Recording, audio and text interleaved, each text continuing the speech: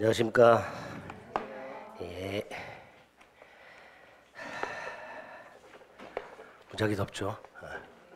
아침에 걸으면서 익었어요. 그래서 지금 약간 맛이 갔어요. 저는 더위를 못 참아요. 땀을 많이 흘려가지고 정신이 하나도 없네, 더워서. 목소리는 낫지도 않고 병원에서는 이상 없다 그러고.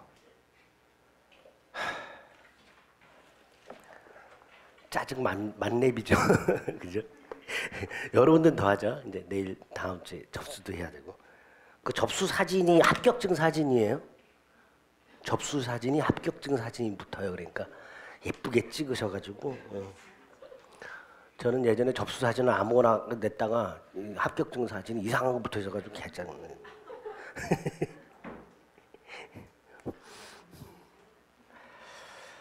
빨리 접수하시고 그래야 가까운 데서 하니까.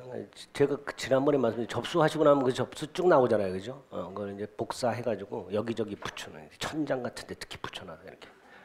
자려고 누웠는데 딱 보여야 돼, 이렇게. 벌떡 일어나게. 그러니까 뭔가 이 사람이 이렇게 눈으로 보는 게 있어야 마음을 또 다시 한번 다지게 된단 말이에요. 그러니까 접수증 같은 게 그래요. 그래서 공부 안 되고 힘들면은 사진 찍어가지고 들여다보는 거야. 이게 합격적으로 바뀌어야 돼. 뭐 이렇게 생각하면서.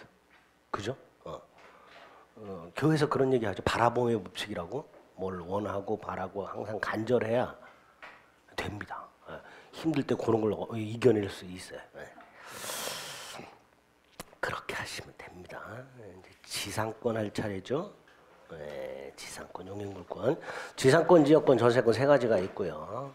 뭐 각각 한 문제씩 나오니까 너무 스트레스 받지 말고 봐달라. 이런 기본적인 것, 한 문제 정도 나오는 것들은 그 조문 일단 정확하게 숙지하고, 그다음에 아주 기본적인 판례들, 그런 것들만 숙지하시면 돼요. 특히 지상권에 판례가 좀 어려운 게 있고 전세권에도 판례가 좀 어려운 게 있어요. 뭐 그런 것들은 뭐 혹시 나오면 그냥 다른 지문 가지고 찍을 생각을 하시고, 너무 어려운 것들은 뭐 이해하려고 애쓰시거나 안 그러셔도 됩니다. 자, 요약지문 96페이지고요. 문제지문 166페이지부터인데, 96페이지 지상권을 보겠습니다. 지상권은 뭐 목차가 뭐 뜻이 있고 특징이 나오겠죠. 그다음에 어떻게 취득하는가. 지상권 두 가지죠. 법률 행위, 법률 규정. 그중에 법률 규정에 의한 취득이 좀 중요한데, 그 법률 규정에 의한 취득에 법정 지상권하고 관습법에 의해서 인정되는 특수한 지상권들이 있죠. 분묘기지권이나 관습법상 법정사건, 이런 것들이 이제 판례가 좀 있고요. 존속기간 및 갱신이 나오죠. 이 존속기간 및 갱신은 5군데 나오는데 정확하게 뼈대를 잡으셔야 돼요. 어떤 식으로 규정이 되어 있는가, 그 뼈대를 잘 잡으셔야 되고요.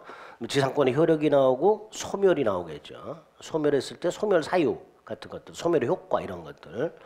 특수지상권이라고 구분지상권, 분묘기지권, 관습법상 법정사건, 이런 것들이 나오게 됩니다. 그러니까 늘 말씀드리지만 목차를 자꾸 생각하셔서 내가 보는 부분이 또는 푸는 문제나 지문이 어디서 나오는지가 이렇게 트리를 찾아가듯이 쫙쫙쫙 빠르게 찾는 훈련이 돼야 돼요. 그래야 생각도 빨리 납니다. 자, 96페이지 지상권의 뜻이 뭐죠? 타인 토지를 사용 수익하죠. 근데 목적이 딱 정해져 있죠. 건물, 공작물, 수목을 소유하기 위해서. 따라서 경작을 위해서 안 된다 그랬죠. 건물, 공작물, 수목을 소유하기 위해서이기 때문에 경작 목적은 안 된다 그랬습니다. 또 그런 걸 소유하기 위해서 사용하는 권리이기 때문에 타인 토지를, 지상물이 없어도 건물, 공작물, 수목 따위를 지상물이라고 하는데, 지상물이 없어도 지상권은 성립하고 존속하죠. 뒤로 지급은 지상권의 요소가 아니죠. 이건 자주 등장하는 지문이고요. 객체는 일필토지 전부일 수도 있고 일부일 수도 있고요. 그 다음에 우리 대법원은 담보 목적 지상권이라는 걸 인정하고 있다고 그랬습니다. 갑수요 나대지를 담보로 돈을 빌려준 은행이 저당권만 설정하는 것이 아니라 뭐까지? 지상권까지 설정받음으로써 갑의 건물 신축을 막기 위해서 담보 목적 지상권이 인정된다 그러는데, 이 담보 목적 지상권은 두 가지 기억하시면 돼요. 하나는 변제를 해서 채권이 소멸하면 모두 소멸한다. 저당권뿐만 아니라 지상권도 당연히 소멸한다. 요거 하고, 제3자가 토지를 침해했을 때 지상권자는, 얘는 사용수익이 침해된 게 아니죠. 사용수익을 목적으로 하지 않기 때문에 결국 이 지상권은 사용수익이 침해된 게 아니죠. 그래서 뭘 못한다? 손해배상 청구하지 못한다. 두 가지. 채권이 소멸하면 지상권도 소멸하고 제3자가 토지를 침해하더라도 이 담보목적 지상권자는 손해배상 청구하지 못한다. 이 두 가지가 최근에 자주 등장하는 지문입니다. 담보목적 지상권 관련해서. 임차권과의 비교는 뭐 신경 쓰지 마시고요. 자, 지상권 취득 중에서도 특히 법률 행위에 의하지 않은, 즉 법률 규정이 한 지상권 취득 중에 반가로 입은 법정 지상권이 있죠. 특히 민법에 있는 두 가지 305조와 366조. 366조는 나중에 이제 판례가 몇 가지 나온 거예요. 이제 305조 요건 이제 조문만 잘 기억하세요. 조문만. 전세권에 나오는 거죠. 이런 것들은 요건을 정확하게 조문에서 나와 있는 요건을 정확하게 기억하셔야 돼요. 305조는 토지와 건물이 있고 소유자가 동일한 요 상태. 여기 출발이죠. 여기서 건물에 뭘 설정해주고 전세권. 그리고 뭐만 팔아? 토지만 팔아. 토지만. 이렇게. 요런 상황이죠. 토지와 건물이 존재하고 소유자가 동일한 요 상태에서 어디에만 전세권? 건물에만 전세권. 그리고 뭐만 팔았다? 땅만 팔았다 말이에요. 요때 요 놈을 대지의 특별 승계인 이렇게 조문을 만들어 놨고요. 요 놈은 전세권 설정자 이렇게 돼요. 전세권자가 아니라 전세권 설정자가 법정사건을 취득하도록 하고 있습니다. 그거 정확하게 숙지하셔야 돼요. 반면에 305조는 저당물의 경매로 인해서 토지와 건물의 소유가 달라진 경우예요. 토작물의 경매로. 그런데 그러기 위해서는 역시 토지와 건물이 존재하고 소유자가 동일한 상태에서 그 다음에 저당권이 설정이 돼야 되죠. 그죠? 즉 저당권 설정 당시 토지와 건물이 존재하고 소유자가 동일해야 됩니다. 그 상태에서 저당권이 실행이 돼야 되죠. 저당권이 실행이 돼요. 그리고 그 결과 토지와 건물의 소유자가 달라져야 돼요. 이걸 366조에서 저당물의 경매로 인해서 땅과 건물의 소유자가 달라지게 된 경우 이렇게 표현을 해놨어요. 그걸 이제 쪼개가지고 요건을 이렇게 나누는 거죠. 특히 요놈과 관련해서는 이 요건과 관련해서는 판례가 몇 가지 있죠. 첫 번째가 뭐예요? 나대지에 저당권이 먼저 설정이 되고 건물이 지어진 경우 나중에 법정사건 안 된단 말이죠. 안 된다. 인정되려면 저당권 설정 당시 건물이 있어야 되는데 이건 없었으니까 안 된단 말이에요. 다만 저당권 설정 당시 건물이 뭐 하고 있었을 때 신축 중이었을 때는 예외적으로 인정될 수 있다. 신축 중. 그 표현 기억하시고. 또 토지와 건물이 존재하고 소유자가 동일한 상태에서 저당권이 설정. 즉 설정 당시 토지 건물이 존재하고 소유자가 동일하기만 하면 되니까 중간에 건물이 먼저 팔리고 저당권이 실행되더라도 법정사건은 인정된다. 그죠? 설정 당시 동일했으니까. 나중에 토지 저당권이 시행할 때는 이미 건물이 제3자 소유여도 상관없단 말이죠. 설정 당시 동일하게만 하면 되니까. 또 설정 당시 건물이 있기만 하면 되죠. 그 설정 당시 있던 건물이 계속 존속할 것 이건 요건이 아니에요. 그러니까 이 건물을 철거 후 신축했다 하더라도 법정사건 인정되지요. 다만 그 범위는 구건물을 기준으로 한다. 이런 것들이 기억나셔야 돼요. 단 예외가 있죠. 토지 건물이 존재하고 소유자가 동일한 상태에서 토지와 건물에 공동저당이 설정이 되고 공동저당 그리고 건물이 철거 후 신축이 된 경우 이때는 법정사건 인정 안 된단 말이에요. 이런 기본이 되는 몇 가지는 꼭 기억을 해두셔야 돼요. 법정사건에서. 그래야 어렵게 나오는 것들 제끼고 기본이 되는 걸로 답을 골라낼 수 있게 됩니다. 이건 나중에 뒤에서 다시 한번 보게 될 거예요. 어쨌든 그 305조, 366조 법정사건이 있다라는 거. 그다음에 존속기간이 나오죠. 존속기간은 두 가지 형태가 있다 그랬어요. 몇 년을 넘지 못한다. 최장. 몇 년보다 단축하지 못한다. 최단. 두 가지가 있다 그랬죠. 지상권에는 뭘 규정해놨다? 최단. 몇 년보다 단축하지 못한다. 지상물의 종류와 구조에 따라서 30년, 15년, 5년보다 단축하지 못하고 요거보다 단축을 하면 무효가 아니라 그만큼 연장한다 이렇게 돼 있죠. 그죠? 두 번째, 이 존속기한을 약정하지 않은 경우 그럼 다시 두 가지가 있다 그랬어요. 존속기간에 관련된 게 두 가지 유형이 있고 존속기한을 약정하지 않았을 때도 두 가지 유형이 있다. 하나는 법에서 기간을 정해주는 경우가 있죠. 이런 경우가 있고 또 하나는 언제든지 계약관계를 소멸 또는 해지할 수 있는 경우가 있다. 이 두 가지. 그럼 지상권은 뭐가 규정이 돼 있죠? 요게 규정이 돼 있죠. 법정 기간이. 지상물의 종류와 구조에 따라서 30년, 15년, 5년으로 하고 지상물의 종류와 구조조차 정하지 않았다면 15년으로 법에서 기간을 정해주고 있다는 거예요. 그래서 280조와 281조 조문 확인하시고 그 가운데 끼겨 있는 거 지상권이라는 건 지상물 소유 목적이잖아요. 그죠? 이게 지상권이에요. 그런데 당사자가 기존에 견고한 건물 사용 목적 지상권을 설정을 해요. 사용 목적. 이런 지상권은 인정이 안 돼요. 원래는. 근데 기존에 견고한 건물 소유가 아니라 사용 목적으로 쉽게 말하면 건물을 내가 빌렸어요.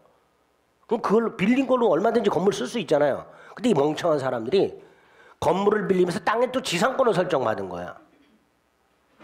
그러면 법원에서는 이런 지상권은 인정되지 않는다라고 판결해 줘야 되잖아요. 근데 법원은 가가지고 그걸 물어본 게 아니라 이 지상권의 존속기한이 얼마인가지 물어봤어요.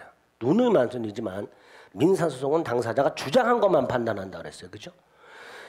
기존 견고한 건물 사용 목적 지상권이 인정되는지 여부를 다툰 게 아니라 이 지상권의 존속기한이 어떻게 되느냐를 다퉜단 말이에요. 법원은 그거에 대해서만 판결을 합니다. 뭐라고? 민법상 존속기간, 지상권 존속기간은 무슨 목적? 소유 목적 지상권에만 적용이 된다. 이런 목적 지상권에는 적용되지 않는다. 따라서 기존의 견고한 건물을 사용할 목적의 지상권은 꼭 30년보다 길게 안 해도 된다. 15년도 괜찮다. 이렇게 판결한 거란 말이에요. 그 판결까지 하나. 기존 건물의 사용 목적 지상권이 설정됐을 때 민법상 최단기간 규정은 적용되지 않으니까 그 기간을 15년으로 정했다 하더라도 유효하다 이렇게 판결하고 있습니다. 자, 그다음에 이제 갱신이 나오죠. 갱신은 민법상 세 가지 방법이 있다 그랬죠. 약정갱신, 묵시의 갱신의 간접적 강제. 세 가지 방법이 있다 그랬어요. 그죠? 약정갱신은 합의로 갱신하는 거고요. 이 약정갱신은 법에 규정이 있든 없든 다 인정이 되는 거예요. 이제 묵시의 갱신이 있냐 없냐의 문제예요. 근데 지상권에는 묵시의 갱신이 없고 갱신의 간접적 강제가 있죠. 갱신의 간접적 강제는 수단이 두 가지죠. 갱신 청구권 및 지상물 매수 청구권.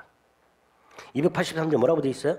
지상권이 소멸한 경우 요거를 우리 대법원은 좁게 존속기간 만료로 소멸한 경우만 해당한다. 적용된다. 라고 판결하고 있죠. 그래서 존속기간 만료로 소멸하고 그다음에 지상권자 소유의 지상물이 현존하고 있을 때 일단 갱신을 먼저 청구하고 거절을 당하면 지상물 매수를 청구할 수 있도록 돼 있고 지상물 매수 조건은 거절을 못하죠. 그죠? 그게 갱신의 간접적 강제가 됩니다. 284조는 약정갱신을 말하죠. 합의갱신할 때도 최단기간은 지켜라. 이런 것들이 조문으로 규정이 되어 있습니다. 정확하게 틀을 잡아가지고 지상권에 어떻게 규정이 되는지 꼭 기억해 두셔야 돼요. 자, 이런 지상권은 어떤 효력이 있는가? 일단 가장 기본이 타인 토지 사용수익권이 있죠. 사용수익하려면 점유해야 되죠. 점유권이 있죠. 물권이니까 물권적 청구권 인정이 되죠. 그죠? 상린관계 적용이 되겠죠. 이런 것들이 기본적인 효력이 되겠죠. 특히 용익물권자들은 용익물권자 스스로 목적물에 대한 현상 유지를 해야 되기 때문에 반면에 설정자는 소극적 인용 의무만 있다. 오른쪽 두 번째, 토지 소유자는 지상권자의 토지 사용을 방해만 안 하면 된다. 이건 뭐하고 연결이 돼요? 필요비를 누가 부담해야 되는가? 용익물권의 경우에는 용익물권자들이 공통적으로 필요비를 분담한다 그랬죠? 그래서 공통적으로 뭐가 없다? 필요비 상환청권이 없다. 그렇게 연결이 된다 그랬습니다. 그 다음에 중요한 게 지상권 처분이죠.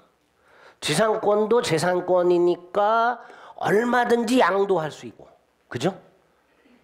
저기 저당권 가면 지상권을 목적으로 저당권 설정할 수 있으며 지상권자는 그 지상권 존속기간 내 뭐도 할 수 있다. 토지 임대도 할 수 있다.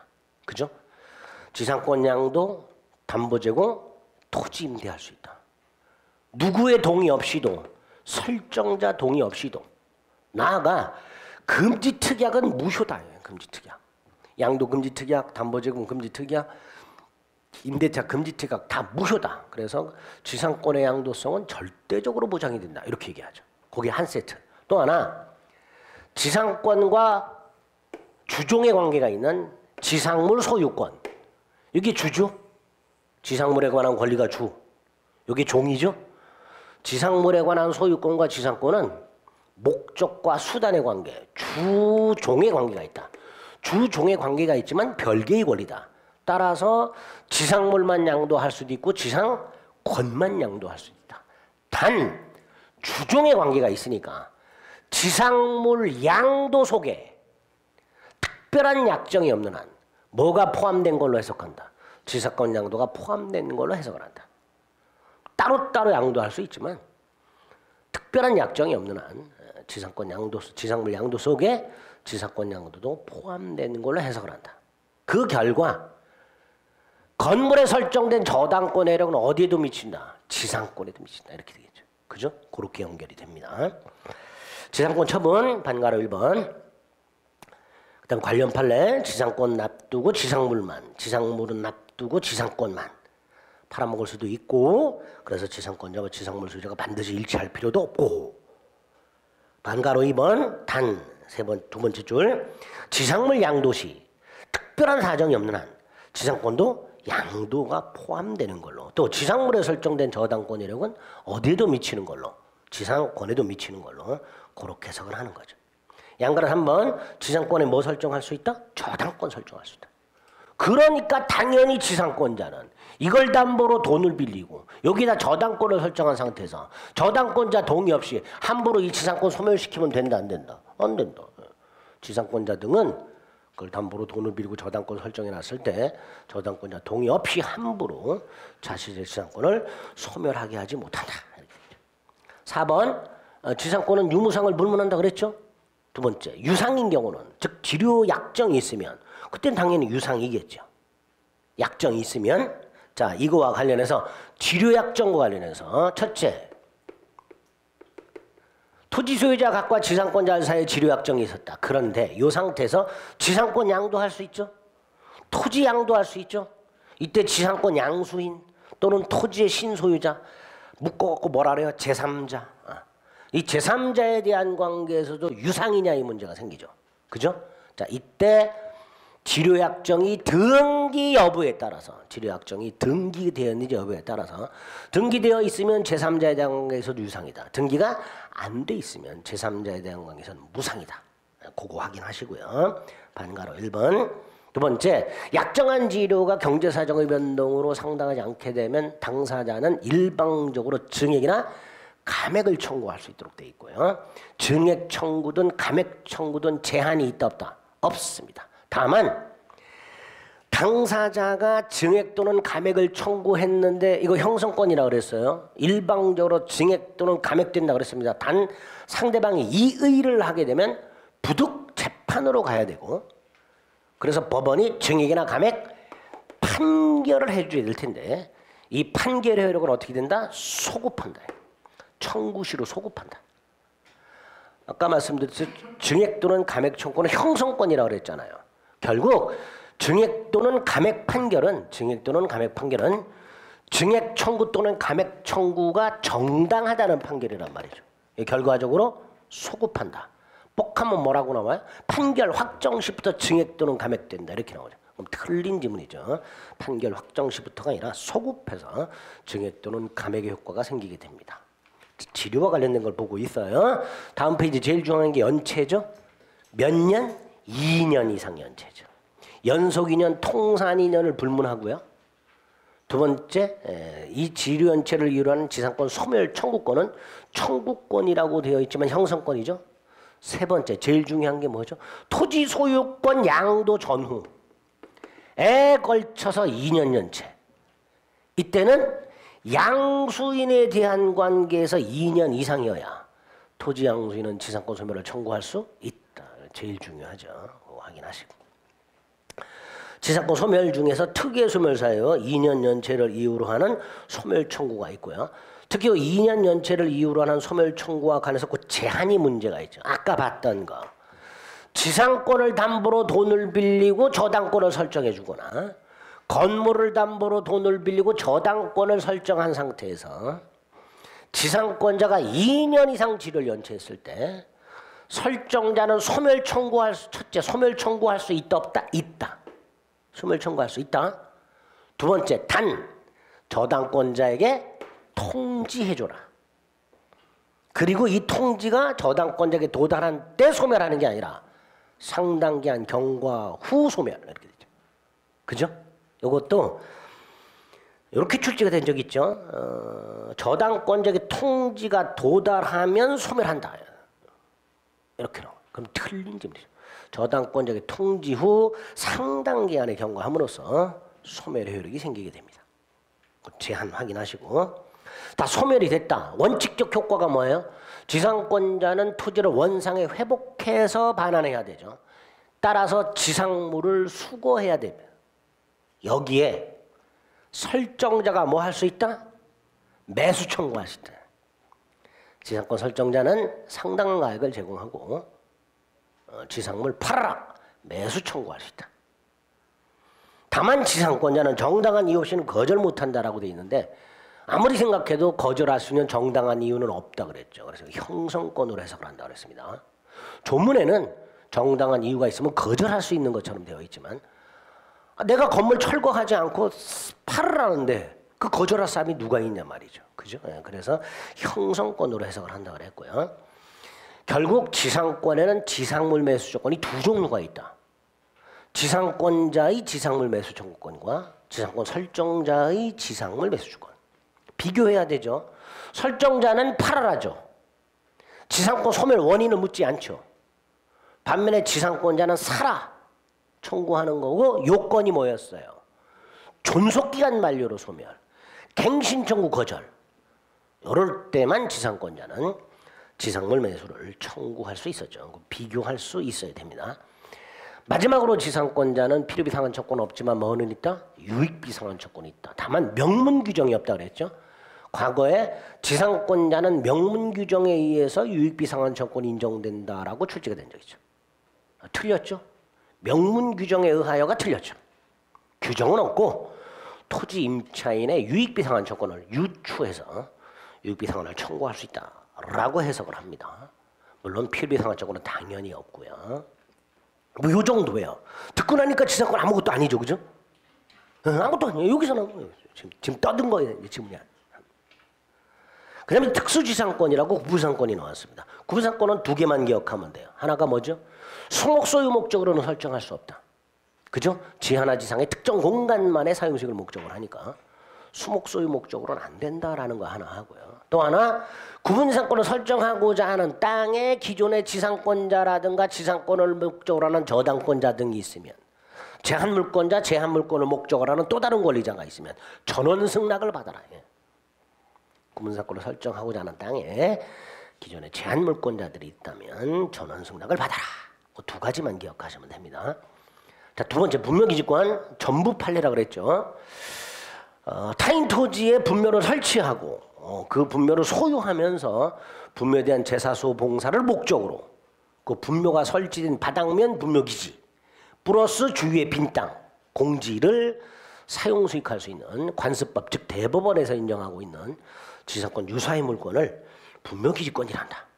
자, 분묘에 대한 제사소 봉사를 목적으로 해야 되니까 당연히 시신이 안장되어 있지 않은 가묘 분묘기지권이 인정될 리가 없겠죠. 그죠? 그게 이제 의에 나와 있고요. 자, 취득하는 방법은 세 가지죠. 토지 소유자 승낙을 받아 설치한 경우. 자, 이때는 유상일 수도 있고 무상일 수도 있겠죠. 또 하나는 타인 토지에 무단으로 설치했는데 언제 설치해야 돼? 장사득에 관한 법률 시행 전. 2001년도 장사득에 관한 법률 시행 전 무단 설치 후 20년 경과. 여기서 조심할 게 뭐예요? 소유의 의사는 필요 없다라는 거. 등기를 요하지 않는다는 거. 유상이라는 거. 그죠? 뒤에서도 또 나오는데 유상. 지류를 지급해야 돼. 언제부터? 토지 소유자가 지류를 청구한 때부터. 최근에 아주 잘 나오죠. 토지 소유자가 뒤에서 나옵니다. 지류를 청구한 때부터. 그 관련 판례에서 보면요. 20년간 평원 공연하기라고 돼 있죠. 여기에 20년간 소유의 의사로라는 말 쏙 집어넣어서 출제한단 말이에요. 틀린 지문이죠. 또 세 번째 줄 분묘기지권을 시효취득한다고 되어 있죠. 뭐라고 출제된 적 있어요? 분묘기지 소유권을 시효취득한다 이렇게 나온 적도 있죠. 그럼 틀린 지문이죠. 그래서 소유의사 들어가면 안 되고 분묘기지 소유권 취득한다 그러면 틀린 지문이고 그렇게 됩니다. 분묘기지권이라는 지상권을 등기 없이 취득하게 됩니다. 세 번째 방법이 뭐예요? 자기 땅에 분묘 설치 후 땅만 팔았을 때, 자기 땅에 분묘를 설치한 후에 분묘 이전 특약 없이 땅만 팔았을 때, 이것도 유상이라고 그랬죠. 근데 이건 언제부터 지료지급 의무가 있다? 분묘기지권이 성립한 때부터, 분묘기지권이 성립한 때부터 지료지급 의무가 생기게 됩니다. 공시방법은 봉분의 형태라고 그랬어요. 따라서 평장, 암장, 자연장, 수목장 분묘기지권 인정 안 된다 그랬고요. 누구한테 귀속이 된다 그랬죠? 종손. 단 예외 중에게 귀속하는 경우도 있다. 종손이 원칙이고 예외 중에게 귀속되는 경우가 있다. 다음 페이지 범위. 두 번째 거 주위의 빈 땅에도 미친다. 단 사성 부분. 사성이 뭐죠? 요즘 묘지는 아니지만 옛날 묘지는 분묘 둘레 반달 모양의 언덕 쌓는 경우 그걸 말한다 말이에요. 거기에까지 분묘기지권의 효력이 당연히 미치는 것은 아니다. 어릴 때 거기 올라가서 많이 놀았죠. 노전 적 없어요? 저는 많이 놀았는데 제가 다니던 중학교 앞에 화장장하고 묘지가 공동묘지가 사설 공동묘지가 있어가지고 오지에서 다녔지 학교를 중학교 때. 이 중학교 초등학교는 그래도 국민학교죠 그 당시 이렇게 걸어서 갈 수 있는데 그때 뭐 포장도 안 돼 있어서 군청 앞인데도 포장이 안 돼 있었어. 중학교는 오지. 아유 지금만 생각해도 아직 끔찍해. 버스를 그냥 중학교 때 그 완행버스 있잖아요. 시골 돌아다니는 완행버스 그걸 종합터미널 가가지고 말이야. 바글바글 타 그러면 창문으로 올라가가지고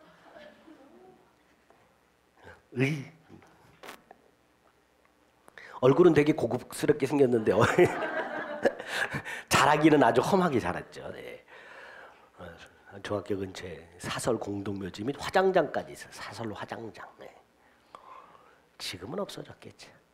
뭐 얘기하다가 분묘기지 하다가 사성나드 얘기하다가 해. 자, 그 밑에 게 제일 중요하죠. 분묘기지권의 효력이 미치는 범위는 새로운 묘지를 쌍분 형태든 기존묘와 합장하여 단분 형태든 신설할 수 있다 없다? 없다. 그 다음에 장사 등에 관한 법률, 구 매장 및 묘지에 관한 법률에 의하면 분묘 일기당 면적을 제한하고 있지만 분묘기지권의 범위는 그 법에서 정한 분묘 일기당 제한 면적 범위 내로 제한되지 않는다. 더 넓다. 이런 것들이 출제되는 내용들입니다. 지료지급은 모아놨죠. 특히 시효취득, 토지 소유자가 지료를 청구한 때부터, 그다음에 세 번째 자기 땅에 분묘 설치하고 땅만 팔았을 때는 분묘기지권이 성립한 때부터. 근데 요거 안에서 요건 이제 나중에 법정지상권하고도 똑같아요. 법정지상권도 유상입니다. 또는 분묘기지권도 마찬가지예요.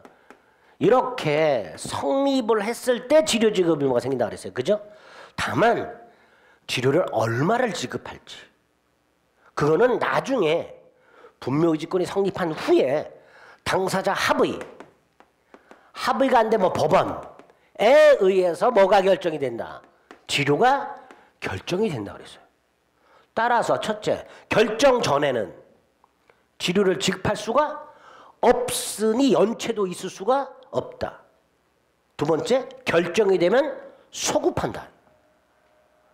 결정이 되면 결정 요건은 법정사건이나 분묘기지권이 성립한 때로 소급을 한다. 따라서 제일 중요한 거, 결정 후 2년 연체가 아니라 결정 전후에 걸쳐 2년 연체 했을 때 지상권 소멸 청구나 분묘기지권 소멸 청구할 수 있다. 이렇게 되겠죠.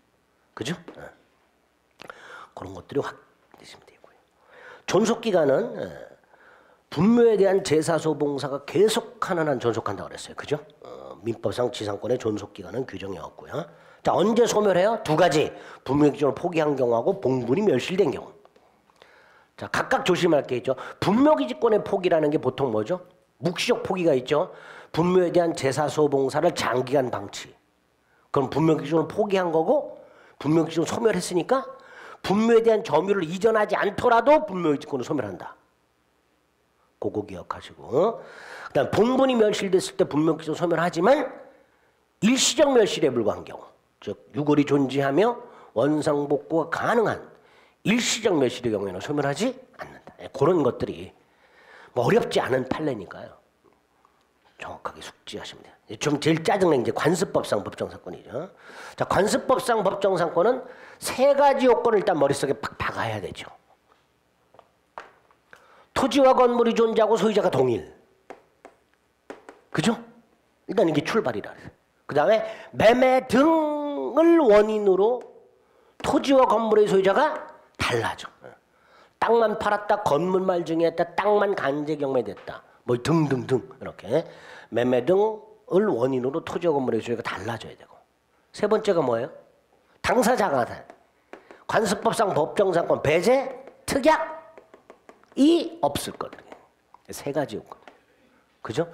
요 세 가지 요건 가서 자주 등장하는 기본이 되는 쉬운 판례 몇 가지. 첫째, 토지와 건물의 소유자가 동일할 것. 동일하기만 하면 이 건물은 미등기도 되고 무허가도 된다. 그죠? 미등기 건물, 무허가 건물도 법정사건이 인정될 수 있다. 관습법상. 두 번째, 원시적으로 동일할 필요가 없다. 원시적으로 동일할 필요가 없다. 그래서 갑소유 땅, 을소유 건물이었는데 건물이 갑에게 넘어가서 같아졌죠. 그 다음에 건물이 다시 넘어가서 이때도 법정사건 인정될 수 있다. 그럼 원시적으로 동일할 필요가 없으니까 언제 동일해야 되느냐의 문제가 생기죠. 언제 동일해야 돼? 이때 매매 등 원인이 발생한 그 시점에 동일하게만 하면 된다. 단 땅이나 건물이 압류가 되거나 압류보다 먼저 가압류가 되거나 가압류보다 먼저 저당권 따위가 설정이 된 경우, 이때는 달라진다. 압류 효력이 발생한 때, 가압류 효력이 발생한 때, 저당권이 설정된 때 동일했어야 된다. 그런 표현들을 기억을 하셔야 돼요. 첫 번째 요건에서 기억하실 것들이에요. 두 번째 요건, 매매 등을 통해서 토지와 건물의 소유가 달라져야 된다 그랬죠. 안 되는 거 두 개 기억해야 되죠. 환자 들어가는 거 기억나세요? 뭐하고 뭐? 환장 이런 거 말고 환지처분 환매권 행사. 그죠? 환지처분 환매권 행사를 통해서 토지와 건물의 소유가 달라졌을 때는 법정사건이 인정되지 않는다. 예. 그거 기억하시면 되고요. 세 번째 요건에서 뭘 기억하시면 돼요? 배제 특약 두 개 기억하시면 되죠. 건물 철거 특약하고 토지 임대차 계약. 당사자 사이에 건물 철거 특약이라든가 특히 토지 임대차 계약 또는 토지에 대한 사용 계약 이렇게도 나오기도 하죠. 그런 경우가 있다면 법정사건을 포기한 거다. 아까 봤던 305조나 366조 법정사건은 강행 규정이기 때문에 이 법정사건 포기 특약은 무효예요. 하지만 관습법상 법정사건은 얼마든지 포기 특약할 수 있다. 그 포기 특약에 해당되는 거 두 가지. 그런 것들을 확인하시면 되죠. 오른쪽 요건 중에서 동그라미 1번 그 밑에 기억. 니은이 뭐예요? A. 압류 효력이 발생할 때, B. 가압류 효력이 발생할 때, C. 저당권이 설정될 때를 기준으로 동일했는가? 그런 것들이 표현으로 나옵니다. 동그라미 2번 환지처분 환매권 행사 있고요. 특히 그 관련 판례는 여기저기서 잘 나오죠. 키워드로 뽑아내자 그랬죠. 뭐 땅과 건물을 샀는데 땅만 이전 등기. 머리 박으세요 지금. 뭐라고 돼 있어요? 건물을 땅과 함께 산 사람이 땅만 이전 등기. 딱 그거예요. 키워드가. 첫 번째 줄에 있는 거. 내가 땅하고 건물을 다 샀어. 근데 땅만 이전 등기를 받았어. 그러면 관습법상 법정상권도 나중에 366조 법정상권도 인정되지 않는다. 이 판례는 두 군데 나오는 거예요. 관습법상 법정상권 판례나 366조 법정상권 판례에서 나옵니다.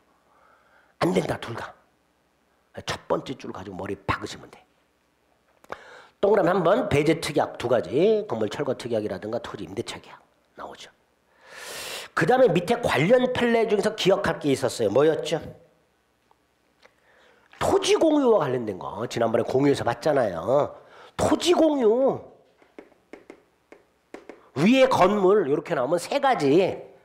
분할, 지분 전매, 지분 과반수 동의 신축. 키워드가. 그죠? 그중에 분할 요것만 인정되고 지분 전매, 지분자 들어가는 거, 지분 전매라든가 지분 과반수 동의어 더 신축한 경우에는 인정되지 않는다. 그거 기억하시면 됩니다. 그 정도 보시면 되고요. 범위 인접 토지까지 미칠 것이고, 그 다음에 법정지상권이 성립한 후, 법정상권이 성립한 후의 문제. 자, 이 상태에서 건물이 을한테 넘어갔어요. 그래서 을은 땅에 대해서 뭐 366조가 됐든 뭐가 됐든 법정상권을 취득했어. 뭐 없이, 등기 없이. 법정상권은 등기 없이 취득하죠. 자, 이 상태에서 첫째, 건물을 철거후 신축했어, 을이. 법정상권은 어떻게 된다? 존속한다. 그죠? 다만 그 범위는 구건물 기준으로. 그게 첫 번째. 철거후 신축, 법정사건이 성립한 후 철거후 신축. 두 번째, 토지 소유자가 바뀌었어. 이때 얘는 새로운 토지 소유자에게 지상권 등기 해야 주장할 수 있다, 없이 주장할 수 있다. 없이 주장할 수 있다. 지상권 등기 없이 새로운 토지 소유자에게 자신의 지상권을 주장할 수 있다. 세 번째가 뭐죠? 건물을 팔았다. 건물을 팔았다. 이 건물을 양도하게 되면 건물 양도 속에 뭐도 포함된다? 지상권 양도도 포함된다. 특별한 사정이 없는 한. 그리고 얘는 건물 소유권 이전 등기해야 되고 지상권도 이전 등기해야 한다. 만약에 건물 소유권만 이전 등기했다면 지상권은 여전히 을에게 유보되어 있고, 다만 을은 지상권 이전, 정은 지상권 이전 등기를 청구할 수 있고 을은 설정 등기를 청구할 수 있으니까 결과적으로 정은 을을 대위하여 권리를 행사할 수 있다.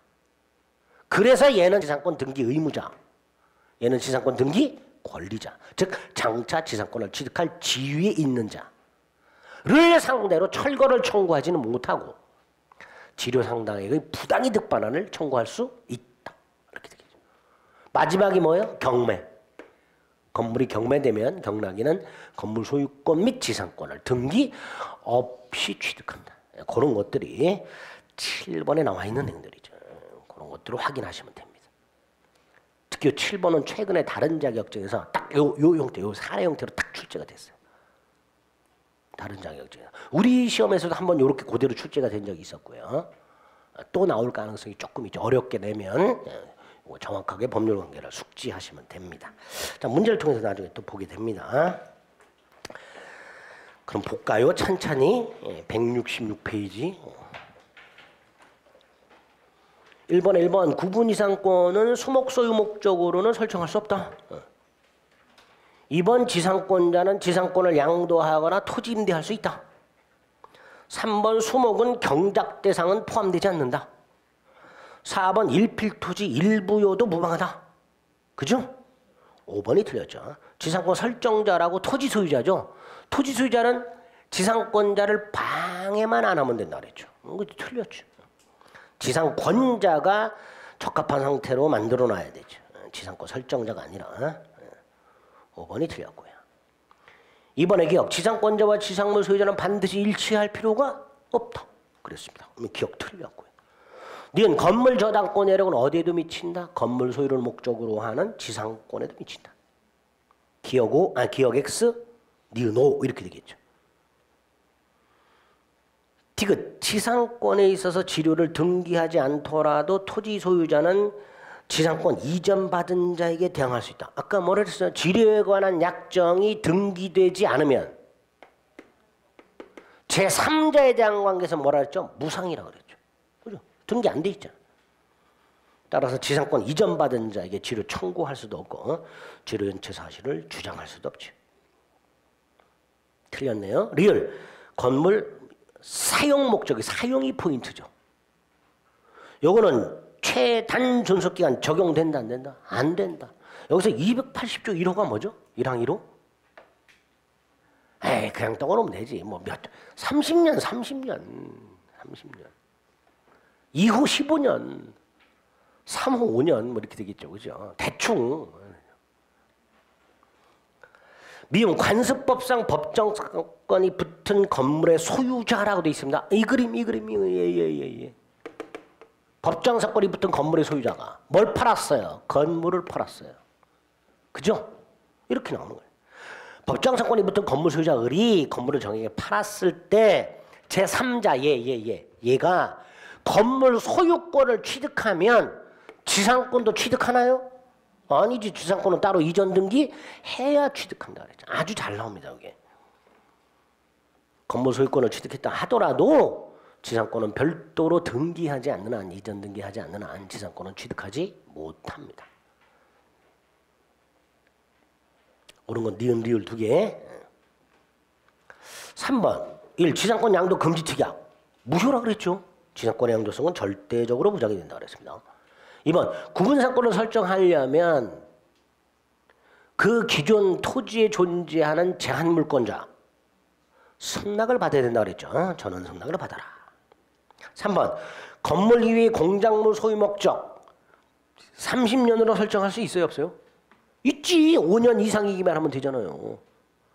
5년보다 단축을 못할 뿐 5년 얼마든지 초과해서 30년, 100년도 되죠. 그죠? 설정할 수 있다. 4번 지상권이 소멸했을 때 지상권자는 지상물 수거해야 된다 그랬죠. 이때 설정자가 뭐 할 수 있다고요? 상당가액으로 지상물 매수를 청구할 수 있도록 되어 있죠. 5번 지상권의 지료가 1년 연체되고 땅이 팔린 다음에 다시 1년 6개월 총 2년 6개월이지만 새로운 소유자에게 아직 2년이 안 됐죠. 그럼 소멸 청구할 수 있다 없다? 없다. 4번 1번 토지에 관한 저당권을 취득함과 동시에 담보가치 하락을 막을 목적으로 모두 설정할 수 있다. 지상권, 담보 목적 지상권을 인정하고 있다 그랬죠. 2번은 키워드가 보여요. 관습법상 법정사건을 취득한 자가 그럼 얘는 건물에 관한 권리를 취득했겠죠. 근데 대지 소유자가 뭘 계약했어요? 임대차 계약. 뭘 포기한 거다? 관습법상 법정사건을 포기한 거다. 3번 지상권 존속기간이 만료됐을 때 존속기간 만료로 소멸했죠. 지상물이 현존하죠. 그럼 지상권자는 뭐 할 수 있다? 갱신 청구할 수 있다.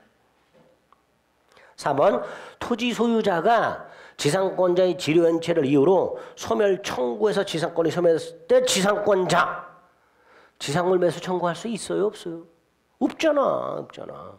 지상권자의 지상물조건은 존속기간 만료로 소멸한 경우 그리고 갱신을 청구했는데 거절당한 경우 딱 그 경우에만 지상권자는 지상물 매수를 청구할 수 있습니다. 이런 것들도 아차 하면 틀린 거 같잖아요. 3번에 나와 있죠. 지상권이 존속기간 만료로 소멸 지상물 현존 그럼 뭐부터 하고? 갱신 청구 거절당했을 때 지상물 매수 청구 이렇게 되죠. 4번이 틀렸고요. 5번 지상권에 관한 지료가 결정된 바가 없대. 여기 보세요. 법정상권이 성립했지만 지료가 결정된 바가 없대. 그럼 연체가 있을 수 없단 말이죠. 지료 연체를 이유로 소멸 청구할 수 없다. 이렇게 되죠. 4번이 틀렸죠. 지문이 눈에 이제 쫙쫙 보이죠. 네? 네. 이런 거 뭐 꼼꼼하게 읽고 그러는 게 아니에요. 휙 보고 딱 찍는 거야. 너나 그렇지 자식아. 저도 읽어요 꼼꼼하게. 근데 이제 스피드 훈련을 자꾸 여러분 시키는 거예요. 그 훈련이 자꾸 돼야죠. 꼴배기 싫죠 정한이. 합격하면 돼요. 그래서 저 자식 내년엔 절대로 안 본다 내가 막 이런 생각하시면 돼요. 그 각오로 공부하시는 거예요. 여러분들 살살 약을 올려야 공부하시더라고 보니까. 저놈 꼴배기 싫어서라도 내가 공부하고 합격한단 말이지. 5번에 1번 지상권자가 2년 지료를 지급하지 않았어요. 소멸 청구할 수 있지요. 2번 지상권자의 지상물 조건은 지료 지급한 유상에 한해서 인정되나요? 이런 거 없었죠. 요건에. 지상권자의 지상물 매수 조건 요건 중에 유상일 것 이런 거 요건 아니었잖아요. 그러니까 2번 틀렸고요. 3번 지료액, 지료 지급 시기가 난 약정 등기해야만 제3자에게 뭐 할 수 있다? 대항할 수 있다. 4번 지료 증액 청구, 감액 청구하면 바로 증액 또는 감액되죠. 형성권이라 그랬어요. 다만 이 의를 했을 때 법원이 판결해 주게 되고 판결 효과가 소급을 하니까 결과적으로 형성권이다 이렇게 해석하라. 5번 지상물 매매 계약은 언제를 기준으로 하죠? 청구권 행사 당시 시가. 이건 이제 저 임대차에서 나오는 판례죠. 어쨌든 우리 대법원에 의하면 그 지상물 매매 대금을 어떻게 정한다? 청구권 행사 당시 시가. 청구권 행사 당시 시가. 틀린 거 2번. 6번에 1번 지료를 약정하지 아니한 무상의 지상권. 존속기한을 약정한 경우 지상권자가 얼마든지 포기할 수 있다. 포기할 수 있죠. 권리자가 권리를 포기하는 건 막을 이유가 없죠. 다만 유상일 때는 어때요? 지상권자가 지료를 포기했. 지상권자가 존속기한이 약정이 되어 있는데 지상권을 포기한다는 건 민법에 뭐하고 연결이 될 수 있는 거예요? 총칙에 기한이익 포기하고 연결되는 거예요. 문제는 유상이라면 설정자도 그 기간 동안 지료받을 이익을 상실하잖아요. 결과적으로 유상일 때는 손해를 배상하고 포기 이렇게 되겠죠. 토지 소유자의 손해를 배상하고 그렇게 연결될 수도 있다. 어쨌든 이건 기한이익 포기와도 연결이 되기 때문에 언제든지 포기할 수 있다. 2번 유익비 상환 청구할 때 뭐라고 돼 있어? 명문 규정에 의하여 틀렸죠. 이렇게 나온다. 이렇게 출제가 되다. 명문 규정에 의하여가 틀렸죠. 3번 지상권 소멸 청구한 지상권 소멸, 존속기한 만료한 소멸 다 뭐야? 말소 등기 없이 소멸. 말소 등기 없이 소멸. 4번 지상권이 소멸했을 때 설정자는 매수 청구할 수 있고 지상권자는 정당한 이유 없이 거절하지 못하고 이렇게 조문이 되어 있죠. 5번 지상권자는 토지를 원상에 회복해야 될 의무가 있고요. 틀린 거 2번. 7번 분묘기지권 1. 분묘기지권 존속기간 약정이 없다. 분묘에 대한 제사소봉사가 계속하는 한 존속한다. 2번은 분묘가 멸실됐지만 일시적 멸실이다. 소멸하지 않는다. 암장 분묘기지권 인정 안 된다. 4번 분묘기지권을 가지는 자가 상당한 기간 동안 분묘의 소화봉사를 저버리고 있다. 이꼴 분묘기지권의 포기. 그럼 분묘기지권 소멸했죠? 했으니까 분묘 이전 청구할 수 있다. 이렇게 되겠죠. 5번 새로운 묘지를 신설할 권 등은 있다 없다? 없다. 없다. 답으로 잘 나옵니다. 5번 틀렸죠. 8번 1번 토지 소유자가 분묘를 설치한 후 봉분 철거 특약 없이 토지만 팔았다. 뭐가 인정된다? 분묘기지권이 인정된다. 2번 쌍분 형태가 됐든 단분 형태가 됐든 분묘기지권을 미치는 범위에서 새롭게 신설하는 것은 허용되지 않는다. 3번 분묘기지권의 효력이 미치는 범위 내에서 이장하는 것도 허용되지 않는다. 보통 분묘기지권의 효력의 범위에서 분묘를 이전하게 되면 분묘기지권의 범위가 달라지잖아요. 그죠? 그래서 이전 안 된다. 4번 당연히 토지 소유자는 분묘기지권을 방해하면 된다 안 된다? 안 되겠죠. 5번 타인 토지의 소유자의 성당 없이 분묘를 설치한 후 20년간 그다음 뭐라고 나 있어요? 소유의 이사로 요게 틀렸죠. 이런 식으로 나오단 말이에요. 그러니까 신경 안 쓰고 있으면 깜빡하기 쉽단 말이죠. 소유의 이사로가 틀렸죠. 분묘기지권을 취득하게 됩니다. 9번 갑이 을소의 임야에 분묘를 설치하고 수호 관리하고 있다. 갑이. 자 1번 갑이 분묘기지권을 취득했을 때 새로운 분묘 설치 안 돼. 또 이장도 안 돼. 이렇게 되죠. 2번 갑이 분묘 설치 근데 멸실됐고 두 번째 줄 일시적 멸실에 불과해. 소멸하지 않고 존속한다. 그래서 2번은 포인트가 일시적 멸실이죠. 분묘지권은 소멸하지 않는다. 3번 새로운 형태의 분묘 설치하는 것도 허용되지 않는다. 4번 분묘기지권을 시효 취득했다. 지료 지급할 필요가 없다. 틀렸다. 토지 소유자가 지료를 청구한 때부터 지료를 지급해야 된다. 5번 사성 부분에까지 분묘지권의 효력이 당연히 미치는 것은 아니다. 그 정도. 자, 10번부터는 법정상권이죠. 자, 1번 법정상권이 성립 후 철거 후 신축. 아까 뭐랬어요? 법정상권이 성립한 후에는 건물을 철거 후 신축하더라도 여전히 법정상권은 인정이 되고 다만 그 범위는 구건물 기준. 1번 틀렸죠?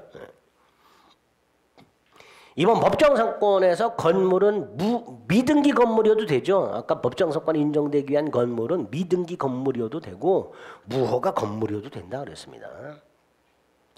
3번 땅과 건물이 동일한 소유자, 그 다음에 건물의 전세권, 그리고 땅 소유자가 바뀌었어. 그럼 누가 법정상권을 찍어? 전세권 설정자. 전세권자가 아니라 전세권 설정자. 전세권 설정자가 누구예요? 건물 소유자. 3번 틀렸고. 4번 구분 소유적 공유. 자, 이건 아까 체크 안 했는데 구분 소유적 공유 그럼 빡 머리로 그림이 떠올라야 되죠. 등기는 뭘로 등기? 공유로 등기. 그런데 각각 특정 부분을 독점 사용 수익. 이게 구분 소유적 공유죠. 자, 이게 딱 머리에 떠오르면서 법정상권하고 연결이 될 때 이런 그림이 떠올라야 돼요. 자기가 독점하는 부분에 건물을 갖고 있어. 이때는 나중에 법정상권 인정돼. 근데 다른 구분 수적 공유자가 독점하고 있는 땅의 건물을 갖고 있어. 법정상권 인정? 안 돼. 이렇게 그림이 딱 떠오르면 되죠. 그걸 매칭만 시키면 돼요. 읽어볼게요. 4번. 구분 수적 공유자가 관계에 있는 자가 자신의 특정 소유가 아닌 부분에 신축한 건물이니까 이 그림에서 봤을 때 왼쪽이에요, 오른쪽이에요? 오른쪽. 된다, 안 된다? 안 된다. 일단 기억하시면 됩니다. 자, 5번 가압류, 본압류. 자, 이런 경우에는 땅과 건물이 동일인 소유인지 여부를 언제 기준으로? 아까 뭐랬어요? 가압류 효력이 발생한 때를 기준으로. 그죠? 이해할 필요 없어요, 이거. 아, 좀 어려운데요? 아, 이해하지 마. 뭐 이해를 하려고 그래. 압류만 있으면 압류 효력이 발생할 때. 압류보다 먼저 가압류가 있으면 가압류 효력이 발생할 때. 이거보다 먼저 저당권이 설정돼 있으면 저당권이 설정될 당시. 딱 그렇게만 암기하고 계십니다. 이해가 안 되는데요? 아, 이해를 왜 해? 이해를 왜 해? 이해해서 푸나? 지금 뭐 6번, 5번 같은 거. 두 번째 줄 가압류 효력 발생 시를 기준으로 딱 나오잖아, 그냥 그렇게. 아, 그런가 보다. 다른 사람이 설명 좀 해줘. 몰라. 그냥 외워. 이렇게 되는 거예요. 그죠? 이거 이해하려면 머리 깨져요. 다른 것도 다 마찬가지예요. 11번의 기억. 건물 없는 땅에 저당권이 설정됐어. 그죠? 그리고 건물이 지어졌어. 법정상권 인정된다, 안 된다? 안 된다, 안 된다. 아니, 저당권자 동의받았는데요? 동의받았어도 안 된다, 안 된다. 건물 없는 땅에 저당권 설정 후 건물이 지어졌으니까 안 된다. 기억 X. 니은 토지 및 건물의 공동저당 건물 철거 후 신축 안 돼. 그죠? 키워드 딱딱 찾는 거예요. 토지 건물 공동저당권 두 번째 건물 철거 후 신축 그러면 안 돼. 기억 틀렸고 니은 틀렸고. 디귿 키워드를 찾아요. 견고한 건물 사용 목적 30년 아니어도 되죠? 15년도 어떻다? 유효하다. 리얼. 건물을 땅과 함께 샀는데 땅만 이전 등기. 법정상권 안 돼. 그죠? 아니, 또 자꾸 이해하려고 또 머릿속으로 그림 그리지 말고. 표정 보니까 또 머리로 막 그림 그리는 분들이 있어. 그러지 말고. 그림 그릴 시간에 키워드로 외우자 말이에요. 안 돼. 리얼 안 돼. 자, 미음. 건물 아닌 공작물 소유 목적 지상권 설정. 갱신했는데 3년으로 정했어. 아유, 갱신할 때도 5년보다 단축하지 못한다 그랬죠. 따라서 3년 정했다. 유효가 아니다.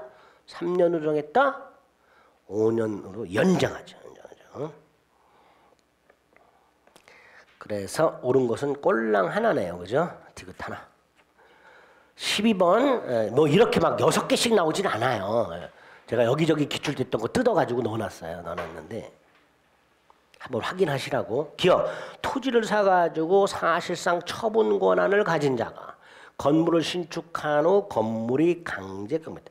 토지를 매수해서 사실상 처분 권한을 가진 자가 누굴까요? 예? 토지를 사가지고 사실상 처분 권한을 가진 자라고 되게 뭐 누굴 말하는 걸까요?